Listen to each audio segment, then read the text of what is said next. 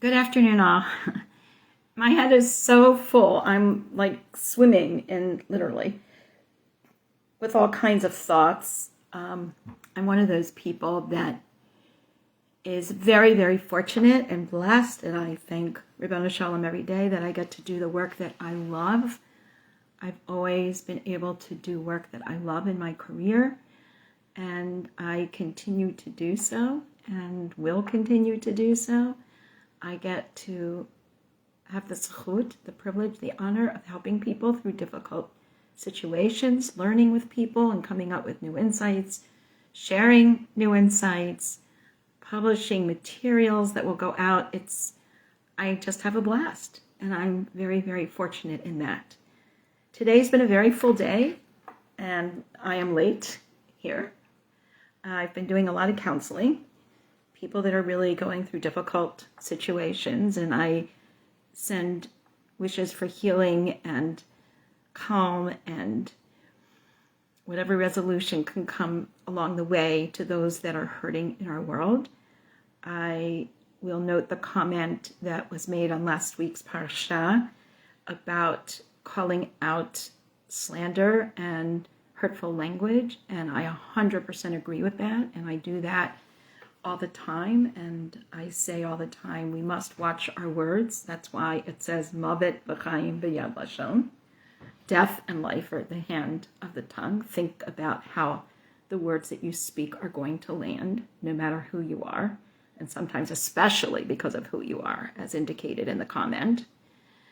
This morning, I met with a new friend, Galandi Adam from Uganda, who is trying to lead his Jewish community and the incredible challenges they have.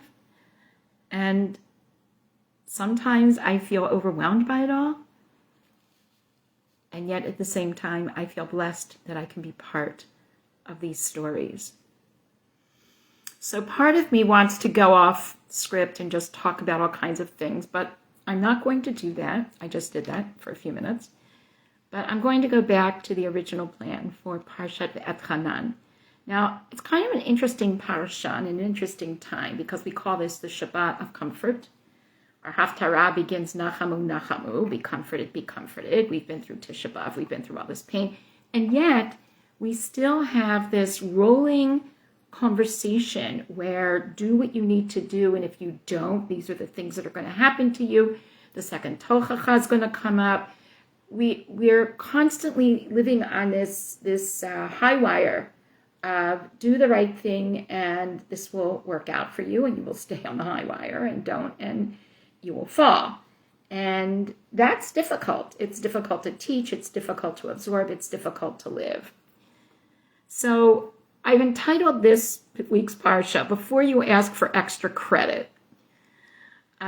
During my many years as a high school Limudei Kodesh teacher, instructor, and learner, and other subjects as well, but Limudei Kodesh was always my main pitch, I was always bemused when students would ask for extra credit to raise their grades when they did not fulfill the requirements of the very rich and involved educational program that was before them.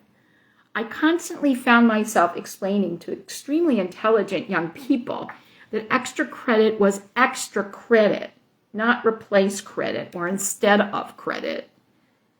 In order to get the extra credit, one had to successfully fulfill all that was placed before them in the program before moving on to that next level of recognition of extra credit.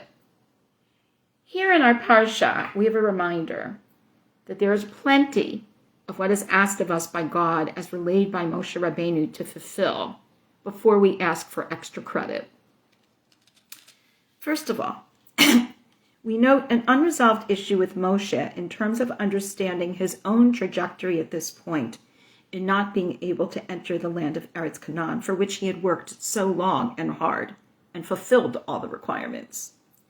Here, he complied. He filled every requirement that was set before him, yet he does not get to graduate, so to speak, to move to the next stage of seeing and being in the land that he worked so intentionally to bring this people to. We read in chapter 3, verse 23, Vayitaber Hashem bi l'ma'anechem v'lo shama elai v'yomer Hashem elai rav lach al tasaf davar elai od b'davar hazeh. God becomes angry with me because of you. Now Rashi wants us to believe that what this is saying is not that God became angry with Moshe because of the people, but rather because of Moshe's improper response in hitting the stone. In other words, making it look like a magic trick, as we discussed earlier, versus knowing that God is at work in everything that happens. So the raw text is, but God became angry because of you, and God did not listen to me. But Rashi is saying, don't blame it on the people, Moshe. You messed up. God said to me, speak no more about this matter. So Moshe is upset. Moshe has done all the requirements. He's done everything God has asked him. Yes, Moshe has gotten upset. Yes, Moshe has gotten angry. But he missed a serious component at the rock in the waters of bitterness, as we know. We see this dynamic often, for example, the Meraglim, as we've talked about earlier. When in the text it says, Rav lach, this suffices for you. This is enough, Moshe. I don't want to hear any more. Rashi is suggesting that the idea is Moshe cannot complain anymore at this point because it will add insult to injury. In other words, if Moshe took away the notion or minimized the notion that God, in fact, is in charge of everything by hitting the rock and making it look like the water coming out was causative due to his action versus God's dictate, then God can't change the course here and say, okay, I give up, you can go in. Because then that would just validate that notion that God is not really in command in the way that God is. What was so difficult about this particular situation, as we recall, is that Moshe gets punished, but the people get their water. So how are the people supposed to process the disconnect here, where they are rewarded and their tireless leader is not? Yet again, this people, though not the people that left Mitzrayim, we know that, will go into the land. Moshe does not. Perhaps they're thinking Moshe isn't getting extra credit for all that he did along the way, and that this is just perplexing, puzzling, incomprehensible. However, we learn a most important lesson, perhaps the most important lesson, from how at this point Moshe does exhibit a remarkable combination of residual upset and at the same time understands the seminal lesson, continuing to fulfill his assigned tasks. He continues to do as he's asked, knowing that even if he scores 100% at this point, he will not get the reward at the end. In chapter 4, verse 1, we read, V'ata Yisrael shema el hachokim ve'el hamishpatim asher anochi melamed etchem la'asot lem'an tichyu u'batam v'yishtam et ha'aretz asher Hashem Elokei avotechem noten lechem. Now Israel, listen and fulfill the rules and regulations that I am teaching you to observe in order that you may live and enter and take possession of the land that I, the Lord your God, am giving you, or that God is giving you, your God. Because remember, these are Moshe's words. Lo tosifo ala davar asher anochi mitzavet etchem v'lo tigreu mimenu. Don't add anything. Don't ask for extra credit. Don't subtract anything. Don't do less than you were asked. Do what God is asking of you. So Rashi gives the example. Don't put 5 passages into the tefillin instead of 4. In other words, do what you're supposed to do completely. That's enough. Don't assume extra credit and not fulfill the instructions you're given. Lo tosifu v'lo tigru. Don't add, don't subtract. There's plenty there. So my question is, of all the things that Rashi could pick up here, why is Rashi focused on the tefillin? I believe to find the answer, you need to go back to Parshat Shalach Lecha. If you will remember, what is the symbol that we're taught about after the fiasco with the tefillin? What is the symbol that after the fiasco with the meraglim? It's the tefillin. So after the meraglim go the way they go, and this is a pattern, something goes awry, more instructions are given. Okay? Amendments to the Constitution, if you want to think of it that way, if it works properly. This was the symbol commanded after the panic response that occurred when the meraglim returned. The text continues, you've seen with your own eyes what God did in the incident of Baal Peor, how God, your God, exterminated every individual who followed Baal Peor.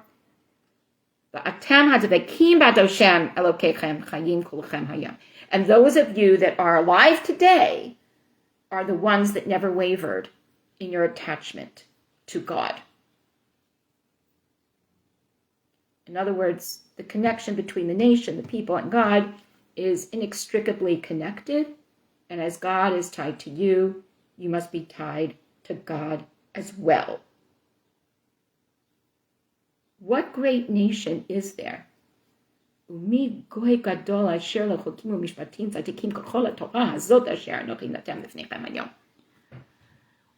other people has this blessing of Torah, which I'm setting before you today? So the Torah here becomes also an indication of the love that God has for us. Though I admit and acknowledge that many may feel challenged to see it that way for obvious reasons. Guard yourself, watch your very souls. Remember the things you've seen with your own eyes. Don't waver. Don't leave God. You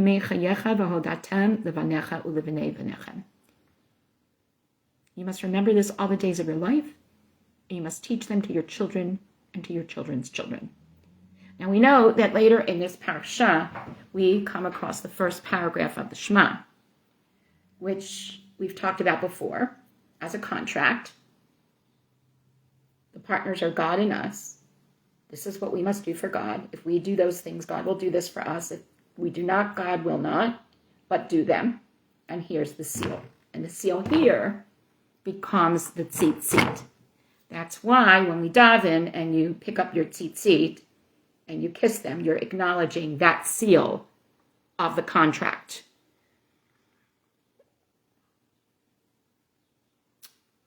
Rak hishamer lecha pen tishkach. Remember all of this. Don't forget. So don't forget is really twofold. Number one, don't forget the things that your eyes saw with the Baal Peor, with all the other things that you saw where people went astray and what happened. And also don't forget that these commandments, these symbols, these actions are all important and we must perform them correctly. So here we find amplification of the basic principle with which we are all familiar, and that is to forget history and its mistakes is to always chance repeating them. Unfortunately, we continue to witness this often in our world today, which makes this formulation, al tishkach, all the more relevant for us. We often talk about al tishkach in terms of don't forget what others have done to us. But also we need to talk about al tishkach as remember the proper actions for us. Back to my first comment about watching our tongue, watching what we say, watching how our words land, watching how we treat each other, watching how we concern ourselves with other people in our community, watching how we care about others who are not as fortunate as we are. As this parsha continues, we will note that the words of the Shema and the repetition of the Aseret HaDibrot are here. It is no accident, as we are all now well aware, that this is the parsha read on the Shabbat following Tisha B'Av, the 9 days and the 3 weeks. It also takes us into the coming fall holiday cycle. And we see this both in the theme of our Torah readings as well as the special haftarot that are for this season and may or may not be connected to the Torah reading in the same way as often happens, which we discussed last year. This Shabbat is called Shabbat Nachamu and is all about finding comfort in living the right and correct way. If you look at the text is very difficult. Bipolar, if you will. Do this and this will happen, don't do this, that will happen. And some people may not find comfort in that. Comfort we think of as, my teddy bear and my comfort food or whatever. But this is saying something else. This is saying the comfort to be found is in living the right and correct way. Don't forget these words. Perform them correctly, according to Rashi. V'tichshavu chachamim u'nevonim. You will be considered as wise and understanding people. But if you forget them and you perform them incorrectly, you will be considered fools. Aviva Zornberg explains that this is indeed all about love. The love God has for us and what we have for God. This love, she explains, was born of the experience of the desert. For wilderness, as we've discussed, can simultaneously cleanse and give birth. While one generation had finished their sojourn in what they could see as a wasteland, in fact, they gave birth to a new generation, to new hope, to new aspirations, to a new opportunity for love between the Bnei Yisrael and God. Therefore, we invoke these words at this time precisely after the repetition of the Aseret HaDibrot and a reminder of what is involved as actionables in this love relationship. And we read in Parak Vav.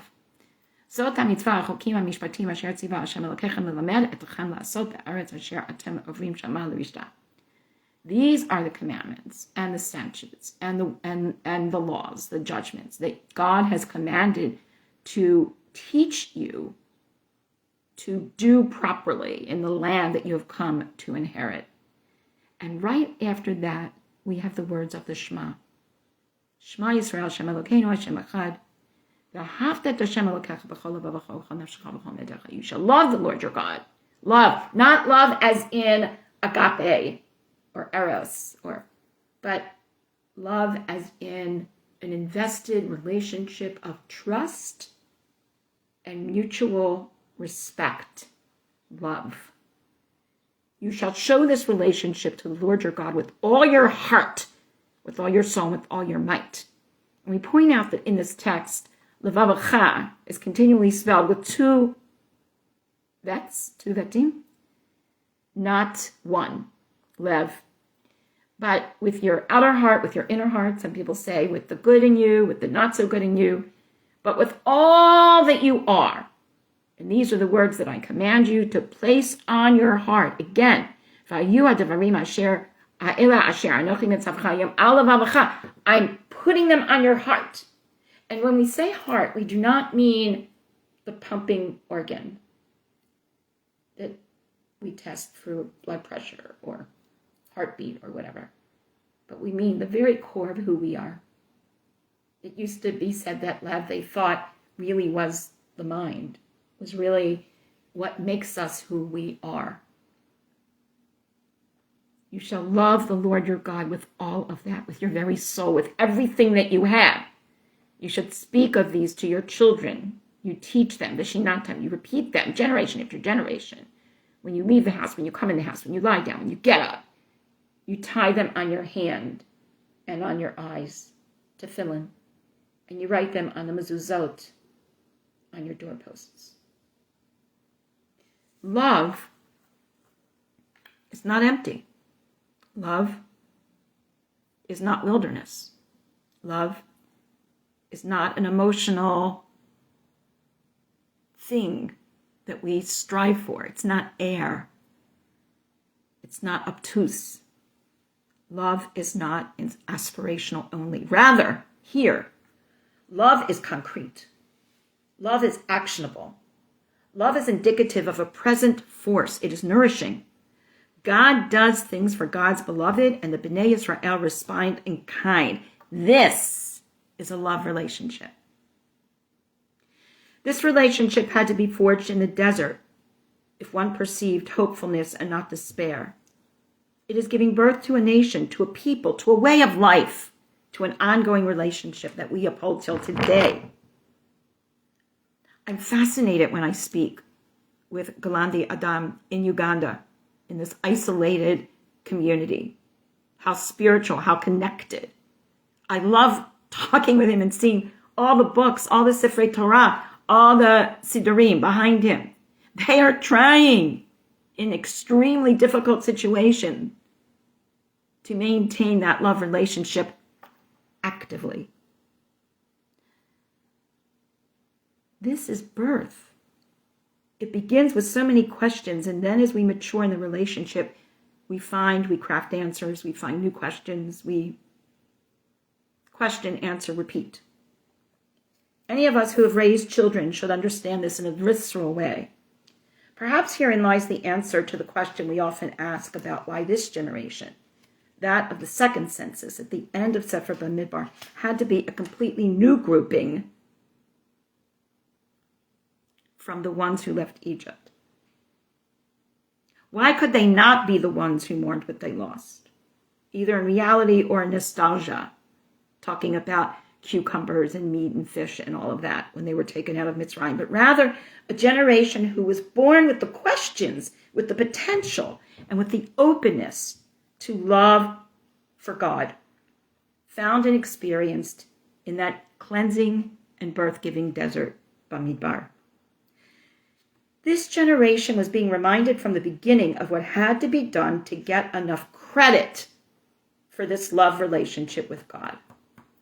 Thus, we came out of the desert. As we come out of the mourning period of the 3 weeks in our Jewish calendar, reminded that we have to work for our love relationship with God and each other to be successful. Much is required of us, of all parties, in such an arrangement, similar to how we may think of marriage. Two parties who have had experiences and memories and trauma and so much come together to forge a new path forward as a unit. This is what we celebrate and observe on Shabbat Nachamu. There is a need to be comforted for the loss that has occurred, namely the parents and the grandparents who died in the desert, as well as an understanding that now this new generation will become the parents and the grandparents who will carry on the legacy of those who were before them. This is the central focus of Sefer Devarim, the words that come and were born of the experience in the desert. Bamidbar, min hamidbar, ba'im hadevarim. These words come from that experience. As he so often does, Rabbi Lord Jonathan Sacks, Zechrano L'Shalom, explains this notion in the following way in thinking about this love relationship between the Bnei Israel and God. In 2018, he wrote as follows: over the past few months, I've been having conversations with leading thinkers, intellectuals, innovators, and philanthropists for a BBC series on moral challenges of the 21st century. Among those to whom I spoke was David Brooks, one of the most insightful moralists of our time. His conversation is always scintillating, but one remark of his was particularly beautiful. It is a key that helps us unlock the entire project outlined by Moshe Rabbeinu in Sefer Devarim, the fifth and final book of the Torah. David Brooks and I have been talking about covenants and commitments. I suggested that many people in the West today are commitment averse, reluctant to bind themselves unconditionally and open-mindedly to someone or something. The market mindset that predominates today encourages us to try this, sample that, experiment, keep our options open for the latest version or the better deal. Pledges of loyalty are few and far between. Brooks agreed with me and noted that nowadays freedom is usually understood as freedom from, meaning the absence of restraint. We don't like to be tied down. But the real freedom worth having in his view is freedom to, meaning the ability to do something that's difficult, requiring effort and expertise. So for example, if you want to have the freedom to play the piano, you have to chain yourself to it and practice every day. Freedom in this sense does not mean the absence of restraint, but rather choosing the right restraint. That involves commitment, which involves a choice to forgo certain choices. Then he said, my favorite definition of commitment is falling in love with something and then building a structure of behavior around it for the moment when that love falters. Here's our structure. Here's our relationship. You shall love the Lord your God with all your soul and with all your heart and with all your might. Another clue to this relationship and the profound nature of it can be found in the Aseret HaDibrot, which are repeated from Shemot, with a couple of differences, but one significant difference in the observance of Shabbat. We all know Shamor v'Zachor b'Dibur Echad from the Chadodi. That comes from, it says, Zachor, back in Shemot, remember to observe the Shabbat day, no matter how busy you are, no matter how much you're working. And Shamor, guard the Shabbat day for future generations, lest you not forget. And b'Dibur Echad, we're told in the Midrash, that God said it at one time, and we heard both. But I want to point to another difference that I find extremely interesting. The reasons for observing Shabbat are different in Shemot. For the generation in the desert, it was, this is the way the world was created. This was the way God created the world. The Sabbath day was part of the creation, therefore you must observe it. But now, the generation that did not experience Yetziat Mitzrayim are now being asked, look in your text, to remember the Shabbat day because God said, and God was the one who took us out of Mitzrayim. Many of us are children of immigrants, children of parents and grandparents who went through incredible trauma and horrible experience, and unfortunately, we see this again today. That experience becomes part of our gestalt. It becomes part of the very soul that inhabits our physical bodies. The question is, what do we do with it? Some choose to walk away, to choose the freedom from, but we choose freedom to. We choose the freedom to live as Jews, to be as Jews, to act as Jews, to walk as Jews. When we walk in, when we leave our homes, when we lie down, when we get up, and we choose the freedom to teach our children to do this as well. May we all come to understand that our goal in our love relationships is not about freedom from having to do what is required, but rather freedom to fulfill all of the necessary components for that relationship to flourish and be successful. Only once we've done that can we ask for extra credit. Shabbat Shalom.